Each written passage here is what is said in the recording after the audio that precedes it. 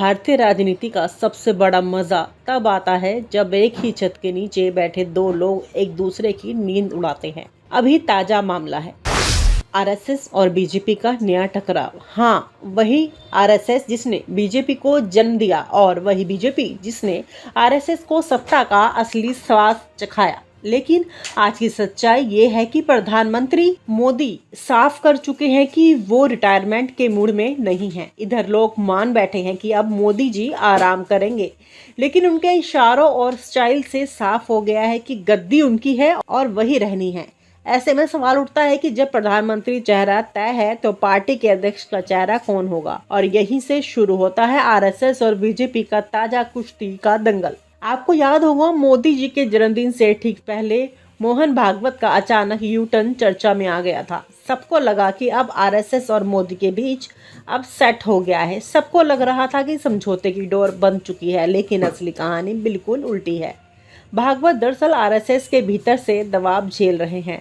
ये वही सीनियर लोग हैं जो मानते हैं कि बीजेपी का अध्यक्ष अगर पूरी तरह आरएसएस के कंट्रोल में ना रहा तो पार्टी धीरे धीरे मोदी शाह की प्राइवेट लिमिटेड बन जाएगी। अब यहाँ पर एक दिलचस्प खेल चल रहा है। मोदी शाह चाहते हैं कि बीजेपी अध्यक्ष की घोषणा दिसंबर में हो, यानी जितना हो सके मामला खींच जाए, क्योंकि वो जानते हैं कि आरएसएस अध्यक्ष पर काबू पा ले तो मोदी की पकड़ ढीली पड़ जाएगी। उधर आरएसएस का गुस्सा यह है कि भागवत लगातार देरी कर रहे हैं और मोदी जी की साइड ले रहे हैं। संगठन के लोग खुले शब्दों में कहने लगे हैं कि भागवत जी को याद रखना चाहिए, हम आरएसएस में बैठे हैं बीजेपी के दरबारी बनने के लिए नहीं। यानी दबाव इतना बढ़ चुका है कि भागवत की हालत मौन साधे हुए साधु जैसी हो गई है।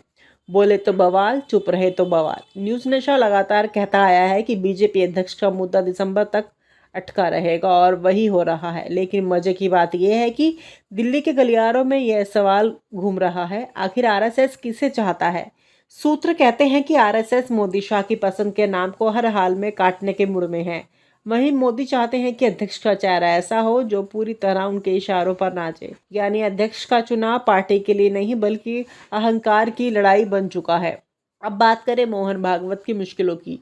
वो आरएसएस के भीतर नरम मुखिया के तौर पर जाने जाते हैं। कई बार आरोप लगता है कि उन्होंने मोदी के सामने झुककर आरएसएस की ताकत कमजोर कर दी है। लेकिन अब हालात ऐसे बन गए हैं कि अगर भागवत तुरंत कोई फैसला नहीं लेते तो आरएसएस के भीतर बगावत की स्थिति बन सकती है। सीनियर प्रचारक साफ कह रहे हैं कि मोदी को हमेशा के लिए पीएम बनाए रखना आरएसएस की परंपरा के खिलाफ है, क्योंकि आरएसएस की सोच है व्यक्ति बड़ा नहीं संगठन बड़ा है।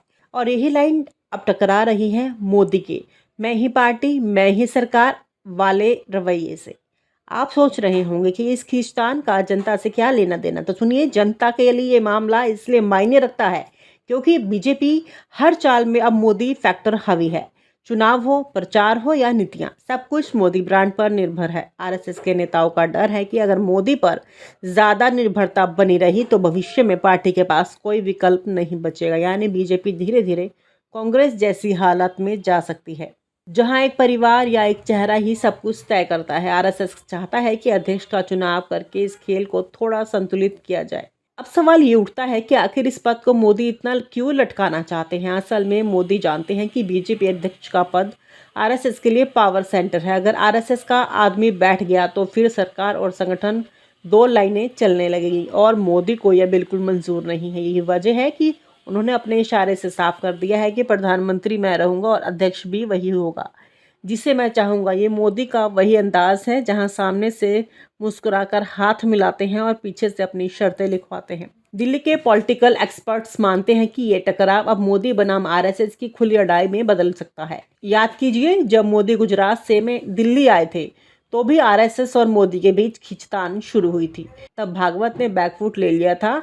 अब हालात उल्टे हैं। आरएसएस के अंदर से आवाज़ आ रही है कि भागवत जी कब तक झुकते रहेंगे, और यही दबाव आरएसएस प्रमुख को मजबूर कर रहा है। इस बार वो मोदी को सीधी चुनौती दी, लेकिन बड़ा सवाल ये है कि भागवत में वह ताकत है भी या नहीं। इस पूरी लड़ाई में एक और दिलचस्प पहलू है सीनियर नेताओं की भूमिका।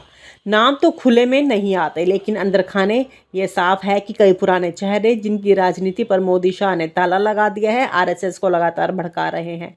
ये वही लोग हैं जो कहते हैं कि अगर अब आवाज़ नहीं उठाई गई तो बीजेपी हमेशा के लिए मोदी शाह की कंपनी बनकर रह जाएगी।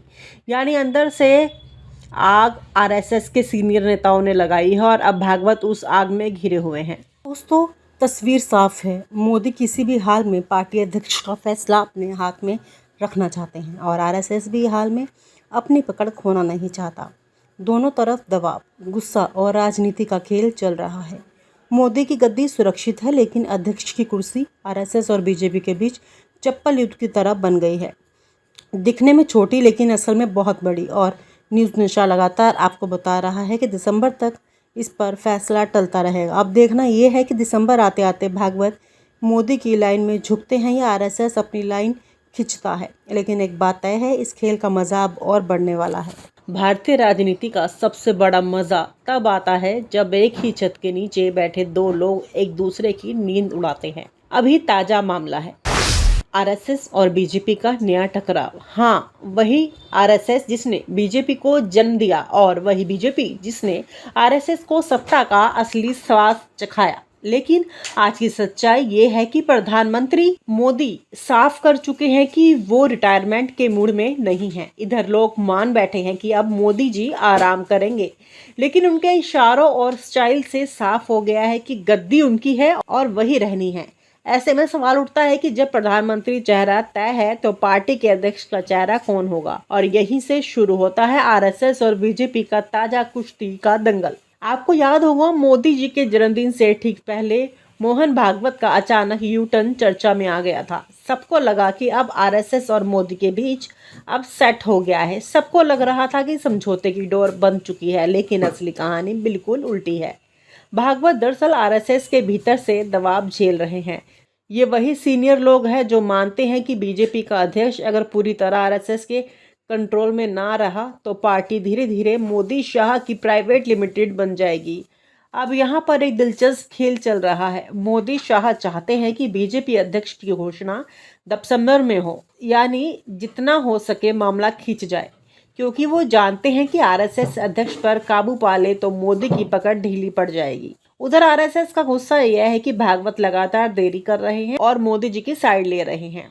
संगठन के लोग खुले शब्दों में कहने लगे हैं कि भागवत जी को याद रखना चाहिए, हम आरएसएस में बैठे हैं बीजेपी के दरबारी बनने के लिए नहीं। यानी दबाव इतना बढ़ चुका है कि भागवत की हालत मौन साधे हुए साधु जैसी हो गई है। बोले तो बवाल, चुप रहे तो बवाल। न्यूज़ नशा लगातार कहता आया है कि बीजेपी अध्यक्ष का मुद्दा दिसंबर तक अटका रहेगा और वही हो रहा है। लेकिन मजे की बात यह है कि दिल्ली के गलियारों में यह सवाल घूम रहा है, आखिर आरएसएस किसे चाहता है। सूत्र कहते हैं कि आरएसएस मोदी शाह की पसंद के नाम को हर हाल में काटने के मूड में है। वहीं मोदी चाहते हैं कि अध्यक्ष का चेहरा ऐसा हो जो पूरी तरह उनके इशारों पर नाचे। यानी अध्यक्ष का चुनाव पार्टी के लिए नहीं बल्कि अहंकार की लड़ाई बन चुका है। अब बात करें मोहन भागवत की मुश्किलों की। वो आरएसएस के भीतर नरम मुखिया के तौर पर जाने जाते हैं। कई बार आरोप लगता है कि उन्होंने मोदी के सामने झुककर आरएसएस की ताकत कमजोर कर दी है। लेकिन अब हालात ऐसे बन गए हैं कि अगर भागवत तुरंत कोई फैसला नहीं लेते तो आरएसएस के भीतर बगावत की स्थिति बन सकती है। सीनियर प्रचारक साफ कह रहे हैं कि मोदी को हमेशा के लिए पीएम बनाए रखना आरएसएस की परंपरा के खिलाफ है, क्योंकि आरएसएस की सोच है व्यक्ति बड़ा नहीं संगठन बड़ा है। और यही लाइन अब टकरा रही है मोदी के मैं ही पार्टी मैं ही सरकार वाले रवैये से। आप सोच रहे होंगे कि इस खींचतान का जनता से क्या लेना देना, तो सुनिए, जनता के लिए ये मामला इसलिए मायने रखता है क्योंकि बीजेपी हर चाल में अब मोदी फैक्टर हावी है।